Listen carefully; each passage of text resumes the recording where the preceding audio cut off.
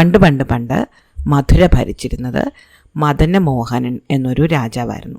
അദ്ദേഹത്തിന് ഒരു ഉത്തമ സന്താനമുണ്ടായി, ഒരു മകനുണ്ടായി. അവൻ്റെ പേര് ശശാങ്ക കിരണൻ എന്നായിരുന്നു. പഠിക്കുന്ന സമയത്ത് തന്നെ വളരെ ബുദ്ധിമാൻ എന്ന പേരിന് ഉടമയായിരുന്നു ഈ ശശാങ്ക കിരണൻ. അതുമാത്രമല്ല, ശശാങ്ക കിരണൻ്റെ സൗന്ദര്യത്തെപ്പറ്റി ലോകമെങ്ങും പ്രസിദ്ധമായിരുന്നു. സകല ശാസ്ത്രങ്ങളിലും കലകളിലും ആയോധന വിദ്യയിലും ഒക്കെ വളരെ പ്രശസ്തനായി ഈ ശശാങ്ക കിരണനെ മകനായി കിട്ടിയതിൽ രാജാവ് വളരെയധികം അഭിമാനിച്ചു. അതുകൊണ്ട് തന്നെ സൗന്ദര്യം കൊണ്ടും സമ്പത്ത് കൊണ്ടും ബുദ്ധി കൊണ്ടും ഒക്കെ വളരെ ഉയർന്ന നിലയിലുള്ള തൻ്റെ മകനെ അതുപോലെ തന്നെയുള്ള ഒരു പെൺകുട്ടിയെ കൊണ്ട് വിവാഹം കഴിപ്പിക്കണം എന്ന് ഈ രാജാവ് ആഗ്രഹിച്ചു. അദ്ദേഹം പല സ്ഥലങ്ങളിലേക്കും ചാരന്മാരെ അയച്ച് അന്വേഷണം നടത്തിയപ്പോൾ ലോകത്തിലെ ഏറ്റവും സുന്ദരിയായ രാജകുമാരി കാശി രാജാവിൻ്റെ കൊട്ടാരത്തിലാണ് എന്ന് അറിഞ്ഞു. അദ്ദേഹം കാശി രാജാവിന് ഒരു കത്ത് കൊടുത്തു വിട്ടു. കാശി രാജാവിനാണെങ്കിൽ മധുര രാജാവിൻ്റെ ഈ കത്ത് കിട്ടിയപ്പോൾ വളരെ സന്തോഷമായി. കാരണം ശശാങ്ക കിരണനെ പറ്റി അദ്ദേഹം പോലും കേട്ടിട്ടുണ്ടായിരുന്നു. അങ്ങനെ ശശാങ്ക കിരണൻ്റെ വിവാഹം ഈ കാശി രാജകുമാരിയുമായിട്ട് തീരുമാനിക്കപ്പെട്ടു. ആ രാജകുമാരിയുടെ പേര് ലളിത മനോഹരി എന്നായിരുന്നു. വളരെ ആഘോഷമായിട്ട് ഈ വിവാഹം നടന്നു. കാശിയിൽ വെച്ചായിരുന്നു വിവാഹം നടന്നത്. കാശിയിൽ നിന്ന് ലളിത മനോഹരിയെ വളരെ ആർഭാടമായിട്ട് ആനപ്പുറത്ത് മധുരയിലേക്ക് കൊണ്ടുവന്നു. ഇവരെ രണ്ടുപേരെ ഒരുമിച്ച് കണ്ട എല്ലാവരും വളരെയധികം അത്ഭുതപ്പെട്ടു പോയി. അത്ര ചേർച്ചയുള്ള ദമ്പതിമാരെ മറ്റെങ്ങും കണ്ടിട്ടുണ്ടായിരുന്നില്ല. ഇത്ര സൗന്ദര്യമുള്ള ഇവരെ മറ്റുള്ളവരെ കണ്ടാൽ കണ്ണു വെക്കുമോ എന്ന് പോലും രാജാവിന് വളരെ പേടിയുണ്ടായിരുന്നു. എന്തായാലും രാജാവ് രാജ്യത്തിൻ്റെ അതിർത്തിയിലായിട്ട് ഒരു വലിയ പൂന്തോട്ടം നിർമ്മിച്ച് അവിടെ വളരെ മനോഹരമായൊരു കൊട്ടാരം പണി കഴിപ്പിച്ചിട്ട് ഇവരെ രണ്ടുപേരെയും അവിടെ താമസിപ്പിച്ചു. തൽക്കാലം രാജ്യഭാരമൊന്നും നിങ്ങൾ നോക്കണ്ട, കുറച്ചു കാലം നിങ്ങൾ സന്തോഷമായിട്ട് ജീവിക്കൂ എന്ന് പറഞ്ഞാണ് രാജാവ് ഈ കൊട്ടാരത്തിൽ ഇവരെ താമസിപ്പിച്ചത്. അങ്ങനെ ഇവർ വളരെ സന്തോഷമായിട്ട് ഈ കൊട്ടാരത്തിൽ താമസിച്ച് വരവേ നല്ല നിലാവുള്ളൊരു രാത്രിയിൽ ഈ കൊട്ടാരത്തിനടുത്തുകൂടി ഒഴുകുന്ന നദിയിൽ കുളിക്കാൻ വേണ്ടിയിട്ട് ആകാശത്ത് നിന്ന് അപ്സരസുകൾ വന്നു. മേനക, രംഭ, ഉർവശി, തിലോത്തമ തുടങ്ങിയ അപ്സരസുകളായിരുന്നു വന്നത്. ഇവർ സാധാരണ ഈ നദിയിൽ ഇങ്ങനെ കുളിക്കാൻ വരാറുണ്ടായിരുന്നു. അന്ന് വന്നപ്പോഴാണ് ഒരു പുതിയ കൊട്ടാരവും ഒരു ഉദ്യാനവും അവർ കണ്ടത്. അപ്പോൾ അവിടെ ആരാണ് താമസിക്കുന്നതെന്ന് അറിയാൻ വേണ്ടിയിട്ട് അവർ ചെന്ന് നോക്കുമ്പോൾ അവർ അന്നേ വരെ കണ്ടിട്ടില്ലാത്തത്ര സൗന്ദര്യമുള്ള ഒരു ഭാര്യ ഭർത്താക്കന്മാരെ കണ്ടു. ശശാങ്ക കിരണനെയും ലളിത മനോഹരിയും കണ്ടിട്ട് ഇവർക്ക് വലിയ അത്ഭുതമായിപ്പോയി. ഇത്ര സൗന്ദര്യമുള്ളൊരു സ്ത്രീ, ഇത്ര സൗന്ദര്യമുള്ളൊരു പുരുഷൻ, ഇത്ര സന്തോഷത്തോടെയുള്ളൊരു ജീവിതം. അവർക്ക് വളരെയധികം അസൂയ തോന്നിയിട്ട് അവർ ഈ ശശാങ്ക കിരണനെ ഒരു മാലയാക്കി മാറ്റി അവരുടെ കഴുത്തിലിട്ട് അവിടെ നിന്ന് അങ്ങ് പറന്നു പോയി കളഞ്ഞു. ലളിത മനോഹരി ആകെ വിഷമിച്ചു പോയി. തൊട്ടടുത്തിരുന്ന് സംസാരിച്ചുകൊണ്ടിരുന്ന ശശാങ്ക കിരണനെയാണ് പെട്ടെന്ന് കാണാതായത്. എന്ത് പറ്റിയെന്ന് രാജകുമാരിക്ക് മനസ്സിലായില്ല. രാജകുമാരി ഉടൻ തന്നെ കൊട്ടാരത്തിലേക്ക് ആളയച്ച് വിവരം അറിയിച്ചു. നാടെങ്ങും ശശാങ്ക കിരണനെ അന്വേഷിച്ച് നടന്നെങ്കിലും ശശാങ്ക കിരണനെ കിട്ടിയില്ല. വിവരമറിഞ്ഞെത്തിയ കാശി രാജാവും മധുര രാജാവും ലളിത മനോഹരിയെ കൂടെ ചെല്ലാൻ ക്ഷണിച്ചു. ശശാങ്ക കിരണൻ തന്നെ അന്വേഷിച്ച് വരികയാണെങ്കിൽ ഇങ്ങോട്ടല്ലേ വരികയുള്ളൂ എന്ന് കരുതി ലളിത മനോഹരി അവിടെ തന്നെ താമസിക്കാൻ തീരുമാനിച്ചു. അങ്ങനെ കുറേ കാലം കഴിഞ്ഞു. ശശാങ്ക കിരണൻ ഇപ്പോൾ ഒരു മാലയാണ്. തൻ്റെ മനുഷ്യജന്മത്തെപ്പറ്റി ശശാങ്ക കിരണന് ഒന്നും അറിഞ്ഞുകൂടാ. ദേവസ്ത്രീകളുടെ കഴുത്തിലാണ് ആ മാലയ്ക്ക് സ്ഥാനം. ലളിത മനോഹരി കഠിനമായ പ്രാർത്ഥനയോടെ തൻ്റെ ഭർത്താവ് തിരിച്ചു വരും എന്ന് പ്രതീക്ഷിച്ചുകൊണ്ടിരുന്നു. അപ്സരസുകൾക്ക് ഇത് കണ്ടപ്പോൾ വലിയ വിഷമം തോന്നി. അതുകൊണ്ട് അവർ തീരുമാനിച്ചു 8 ദിവസത്തിലൊരിക്കൽ ശശാങ്ക കിരണനെ ഈ ലളിത മനോഹരിയുടെ അടുത്താക്കണമെന്ന്. അങ്ങനെ എല്ലാ 8 ദിവസം കൂടുമ്പോഴും ശശാങ്ക കിരണനെ അവരൊരു മനുഷ്യനാക്കിയിട്ട് ലളിത മനോഹരിയുടെ അടുത്ത് കൊണ്ടുചെല്ലും. അന്ന് അവരൊരുമിച്ച് താമസിക്കും. പിറ്റേന്ന് വീണ്ടും ശശാങ്ക കിരണനെ ഒരു മാലയാക്കി മാറ്റി ഇവർ എടുത്ത കഴുത്തിലണിഞ്ഞു കൊണ്ടുപോകും. അതോടെ ലളിത മനോഹരി ശശാങ്ക കിരണനെ മറന്നും പോവും. അങ്ങനെ ലളിത മനോഹരിക്ക് ഒരു മറവിയും കൂടെ കൊടുത്തിട്ടാണ് അപ്സരസുകൾ പറന്നു പോവുക. പിന്നീട് അടുത്ത 8 ദിവസം കഴിയുമ്പോഴും വീണ്ടും ശശാങ്ക കിരണനെ കൊണ്ടുവരും. അങ്ങനെ കുറേ കാലം കഴിഞ്ഞു. ലളിത മനോഹരിക്ക് ഒരു കുട്ടി ഉണ്ടാകാൻ പോകുന്നു എന്ന വാർത്ത മധുരയിലെ രാജാവ് അറിഞ്ഞു. തൻ്റെ മകൻ നഷ്ടപ്പെട്ടു പോയിട്ട് കുറേ കാലമായല്ലോ. അപ്പോൾ മരുമകൾ ഇങ്ങനെ ഗർഭിണിയായത് രാജാവിന് ഒട്ടും സഹിക്കാൻ പറ്റിയില്ല. രാജാവ് ഉടൻ തന്നെ തൻ്റെ ഭടന്മാരെ വിളിച്ചിട്ട് ലളിത മനോഹരിയെ കാട്ടിൽ കൊണ്ടുപോയി ഉപേക്ഷിക്കാൻ പറഞ്ഞു. തിരിച്ചു വരാൻ വഴി അറിയാതിരിക്കാൻ വേണ്ടിയിട്ട് ലളിത മനോഹരിയുടെ കണ്ണ് കെട്ടിയാണ് കാട്ടിൽ കൊണ്ടുപോയി ഉപേക്ഷിക്കാൻ പറഞ്ഞത്. അങ്ങനെ ഭടന്മാർ വന്ന് ലളിത മനോഹരിയുടെ കണ്ണ് കെട്ടി അവരെ കാട്ടിൽ കൊണ്ടുപോയി ഉപേക്ഷിച്ചു. ഗർഭിണിയായ ഒരു സ്ത്രീയെ കൊല്ലാനുള്ള വിഷമം കൊണ്ടാണ് രാജാവ് ഇങ്ങനെ ചെയ്തത്. കാട്ടിൽ വെച്ച് വല്ല മൃഗങ്ങളും പിടിച്ച് ഇവളെ കൊന്നു കളഞ്ഞോട്ടെ എന്നാണ് അദ്ദേഹം കരുതിയത്. എന്നാൽ കാട്ടിൽ കൊണ്ടുപോയി കണ്ണിൻ്റെ കെട്ടഴിച്ചിട്ട് ഭടന്മാർ തിരിച്ചു പോരാൻ നേരം ലളിത മനോഹരി ആ ഭടന്മാരോട് പറഞ്ഞു, ഞാൻ നിരപരാധിയാണ്, എന്നെ ഒരിക്കലും അവിശ്വസിക്കരുതെന്നും ഞാൻ ഒരിക്കലും തെറ്റ് ചെയ്തിട്ടില്ല എന്നും നിങ്ങൾ ചെന്ന് കാശി രാജാവിനോടും രാജ്ഞിയോടും പറയണം. എന്നെ ഒരുപക്ഷെ ദുഷ്ടമൃഗങ്ങൾ ആഹാരമാക്കി കളയുമായിരിക്കും. എന്നാലും ദൈവത്തിൻ്റെ മുന്നിൽ ഞാൻ ഒരിക്കലും തെറ്റുകാരിയായിരിക്കുകയില്ല. ഭടന്മാർ തിരിച്ചു തന്ന് ഈ വാർത്ത കാശി രാജാവിനോടും മധുര രാജാവിനോടും പറഞ്ഞെങ്കിലും അവർ നിസ്സഹായരായിരുന്നു. രണ്ടുപേരും ഒന്നും പറഞ്ഞില്ല. എന്തായാലും ലളിത മനോഹരി അങ്ങനെ നിറവയറുമായിട്ട് കാട്ടിൽ കുറേ അലഞ്ഞു നടന്നു. അപ്പോൾ കുറച്ച് ദൂരെയായിട്ട് ഒരു തീ കത്തുന്നത് കണ്ടു. അതെന്താണെന്ന് അറിയാൻ വേണ്ടിയിട്ട് അവരങ്ങോട്ട് നടന്നു. അപ്പോൾ അതൊരു ശ്മശാനമായിരുന്നു, മൃതദേഹങ്ങൾ ദഹിപ്പിക്കുന്ന സ്ഥലം. ആ സ്ഥലത്ത് കത്തുന്ന തീക്ക് അടുത്തിരുന്ന് ഒരു സ്ത്രീ കരയുന്നുണ്ടായിരുന്നു. കത്തുന്നത് ഒരു പട്ടടയായിരുന്നു. അവിടെ ഒരു മൃതദേഹം ദഹിപ്പിച്ചിട്ടുണ്ട്. ഈ കരയുന്ന സ്ത്രീ ഇടയ്ക്ക് ഒന്ന് നോക്കുമ്പോൾ ഉണ്ട് ഒരു അപ്സരസിനെ പോലെ സുന്ദരിയായ പെൺകുട്ടി തൻ്റെ മുന്നിൽ നിൽക്കുന്നു. അവൾ ഗർഭിണിയുമാണ്. അപ്പോൾ ആ സ്ത്രീ ചോദിച്ചു, നീ ആരാണ്, നീ എന്തിനാ ഇവിടെ വന്നത്? താൻ രാജകുമാരിയാണ് എന്ന് ലളിത മനോഹരി പറഞ്ഞില്ല. താൻ വീട് നഷ്ടപ്പെട്ട ഒരു അനാഥയായ യുവതിയാണ് എന്ന് മാത്രമേ പറഞ്ഞുള്ളൂ.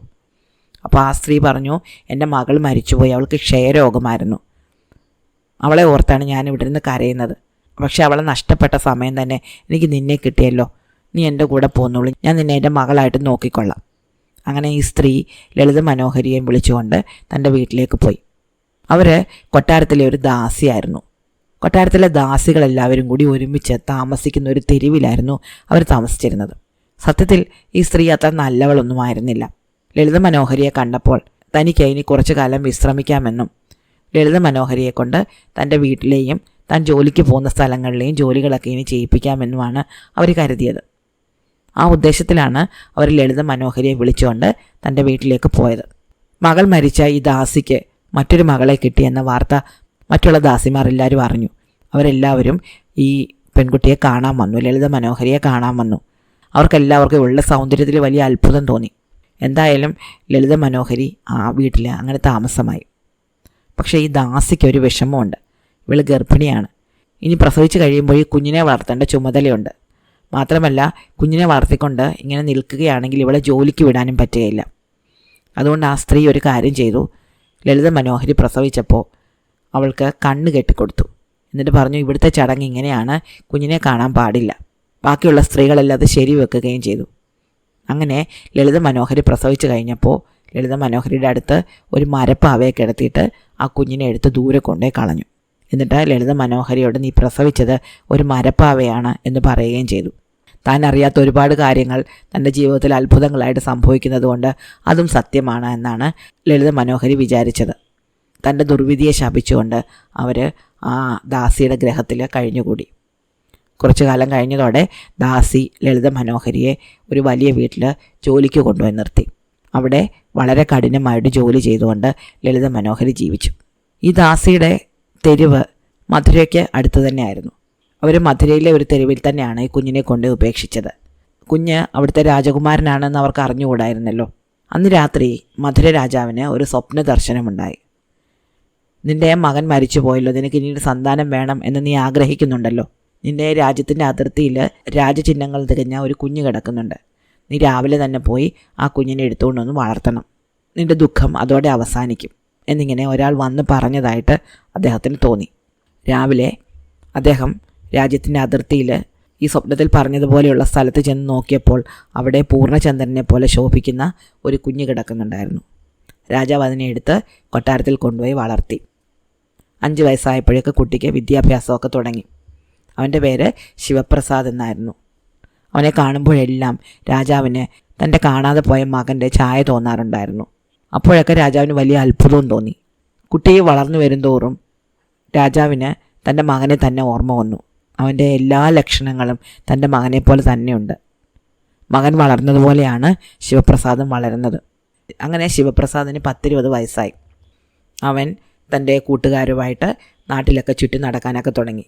അങ്ങനെ ഇരിക്കെ അവനൊരിക്കൽ യാത്ര പോയ സമയത്ത് രാജ്യാതിർത്തിയിലുള്ള ദാസിമാരുടെ തെരുവിനടുത്തുള്ള ഒരു വലിയ വീടിൻ്റെ മുറ്റത്ത് ആ വീട്ടിലെ ജോലിക്കാരിയായ ഒരു സ്ത്രീ നിൽക്കുന്നത് കണ്ടു. അവരുടെ സൗന്ദര്യം കണ്ടതോടെ അവന് അവളെ വളരെയധികം ഇഷ്ടപ്പെട്ടു. അവൾ ആരാണെന്ന് അന്വേഷിച്ചപ്പോൾ ദാസിത്തെരുവിലെ ഒരു ദാസിയുടെ മകളാണ് എന്നറിഞ്ഞു. ശിവപ്രസാദിന് അവരെ വിവാഹം കഴിക്കണം എന്ന ആഗ്രഹം തോന്നി. പക്ഷേ ഇത് രാജാവിനോട് ചെന്ന് പറയാൻ അവന് പേടിയായിരുന്നു. ഇതറിഞ്ഞാൽ തൻ്റെ പിതാവായ മധുര രാജാവ് ഇത് സമ്മതിക്കുകയില്ല. അദ്ദേഹം തന്നെ കുലമഹിമയുള്ള ഒരു പെൺകുട്ടിയെ കൊണ്ട് മാത്രമേ വിവാഹം കഴിപ്പിക്കുകയുള്ളൂ. എന്നാൽ ഇവളുടെ സൗന്ദര്യം കണ്ടിട്ട് അവന് അവളെ ഉപേക്ഷിക്കാനും മനസ്സ് വരുന്നില്ല. പിന്നീട് അവന് തോന്നി ഈ പെൺകുട്ടിക്ക് തന്നെക്കാളും കുറച്ച് പ്രായക്കൂടുതലുണ്ട്. അതറിഞ്ഞാൽ ഒരിക്കലും പിതാവ് തന്നെ വിവാഹത്തിന് സമ്മതിക്കുകയില്ല. എന്തായാലും അവളെ വിട്ടുകളയാൻ മനസ്സില്ലാതിരുന്ന അവൻ അന്ന് തന്നെ അവളുടെ മാതാവായ ദാസിയെ ചെന്ന് കണ്ടു. അവരുടെ മകളെ തനിക്ക് വിവാഹം കഴിച്ചു തരണമെന്ന് അഭ്യർത്ഥിച്ചു. ദാസിക്കാണെങ്കിൽ ഇതിൽ പരമൊരു സന്തോഷമില്ല. രാജ്യത്തെ രാജകുമാരനാണ് വന്ന് മകളെ ചോദിച്ചിരിക്കുന്നത്. അവർ പറഞ്ഞു, എൻ്റെ മകളൊരു പ്രത്യേക സ്വഭാവക്കാരിയാണ്. വിവാഹം കഴിപ്പിക്കണം എന്ന് പറഞ്ഞാലൊന്നും അവൾ സമ്മതിക്കുമെന്ന് തോന്നുന്നില്ല. അതുകൊണ്ട് അവളെ പറഞ്ഞ് മനസ്സിലാക്കാൻ വേണ്ടി അങ്ങ് എനിക്ക് കുറച്ച് സമയം തരണം. ഇതും പറഞ്ഞുകൊണ്ട് ഈ ദാസി ശിവപ്രസാദിനെ പറഞ്ഞു വിട്ടു. രാജകുമാരനായ ശിവപ്രസാദിന് രാത്രി കൊട്ടാരത്തിൽ ചെന്ന് കിടന്നിട്ട് ഉറക്കം വന്നതേയില്ല. മനോഹരിയായ ആ പെൺകുട്ടിയുടെ മുഖം അവൻ്റെ മനസ്സിൽ നിന്ന് പോകുന്നതേയില്ല. അവൻ അവളെ ഒരിക്കൽ കൂടി കണ്ടാൽ കൊള്ളാമെന്ന് തോന്നി. രാത്രിയായിട്ടും അവളെ കാണാൻ വേണ്ടിയിട്ട് പുറത്തിറങ്ങി ദാസികളുടെ തെരുവിലേക്ക് അവൻ നടന്നു. കുറച്ച് ദൂരം നടക്കാനുണ്ടായിരുന്നു. കുതിരയൊന്നും എടുക്കാതാണ് പോയത്. കാരണം കുതിരക്കുളമ്പടി ശബ്ദം കേട്ടാൽ മറ്റുള്ളവർ താനിങ്ങനെ പോകുന്ന അറിയുമല്ലോ. നടന്നു പോകുന്ന വഴിക്ക് ഒരു പശുവും പശുക്കുട്ടിയും കിടപ്പുണ്ടായിരുന്നു. അപ്പോൾ ഈ രാജകുമാരന് ഈ പശുവിനെ കവച്ച് വെച്ച് കടന്നു പോകേണ്ടി വന്നു.